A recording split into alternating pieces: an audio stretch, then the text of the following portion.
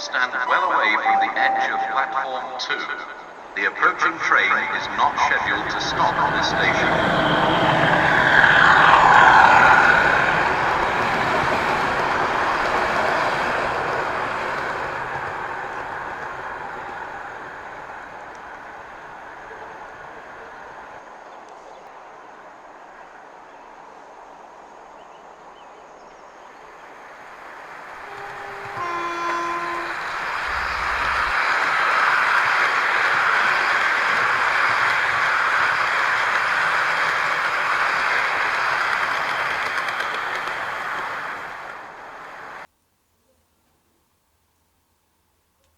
Okay, let's see what happens.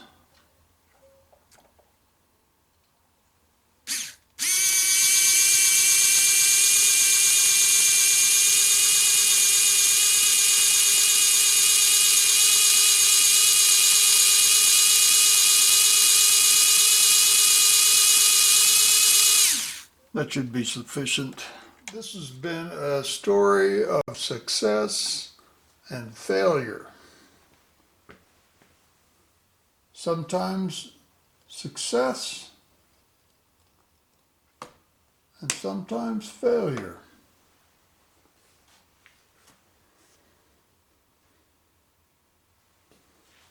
But it's been interesting. As you can see, the small container is suspended there, and it has the capability of longer containers too.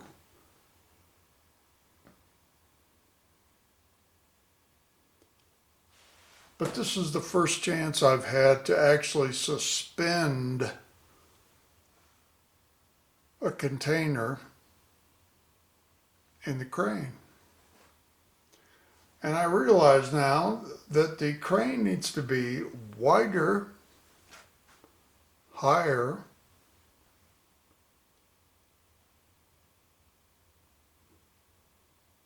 at least to use this particular lifting mechanism. And I've tried multiple different kinds. One thing I tried, I don't know if it'll focus or not, but I tried putting a little pin in some shorter slides that would slide into the hole that I drilled right up there in the corner. Well, that didn't work for a couple of reasons. One, the slides weren't long enough, they kept falling out, and they aren't strong enough. They kept coming apart. So I came up with a different design. See if I can get one of these off of here so you can see it. This slides into a receiver on the crane so it can move back and forth. And I've reinforced the connection between the tube and the hand. And I wound up putting a little piece of foam on there. And it actually works fairly well, better than any other solution I've come up with so far. So I'm learning.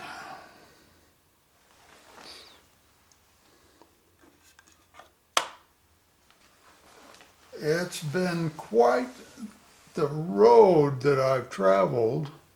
If the crane was wider, I would call it a complete success. But it's not wide enough to accommodate the spreader that I currently have in there. I allowed for containers to slide through, but I didn't allow a whole lot of extra room. And that thing under there takes up a huge amount of room, although I could see where I could saw off the end and shorten it a little bit, maybe a half an inch. 10 millimeters, 10 or 12 millimeters. But essentially, the crane's not wide enough. This part needs to be longer, and this part needs to be wider. I don't know if I'm going to do it. I'm not sure. I'll have to think on that. I've spent an awful lot of time on this, and it's almost getting to the point where it's not fun. That whole apparatus up in there, which you can't see all of. I could lower this down perhaps, and you could see more of it.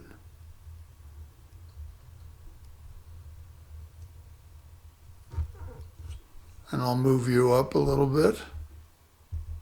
Of course, there'll be a light right behind it. So the spreader, is that in focus? Probably not. Let me switch something here. There, that's better.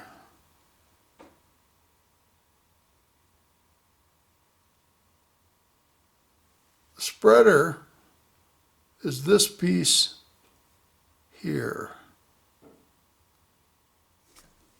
And I studied the real ones quite a bit, but you see they have a device that goes into the little hole at the top of the container, and it's kind of a cam where it twists, and then it's wider, and it'll hold the container. So there's one of those at every corner. Well, obviously I can't do that. I can't put a little motor down at each one of the corners. And the hole in it would have to be a lot bigger. In fact, they don't really put a hole in it.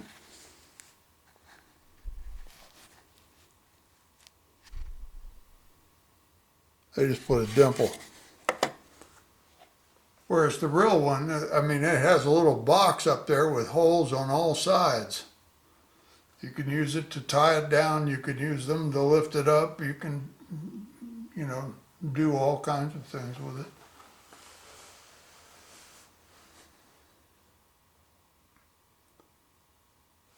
But the biggest problem I have right now is that I burned out the motor. And that is totally my fault. Well, it's all my fault, but I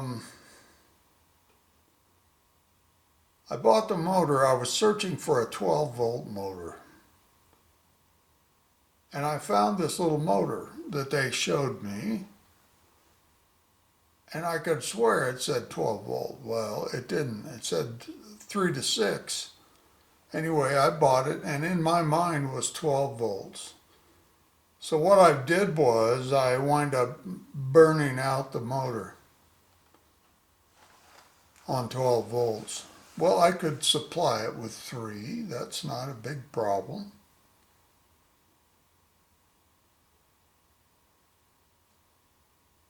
I'm just not convinced this is a working hoist, is a project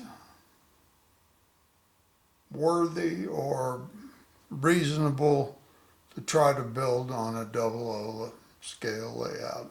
Maybe if I was more clever, I could do it.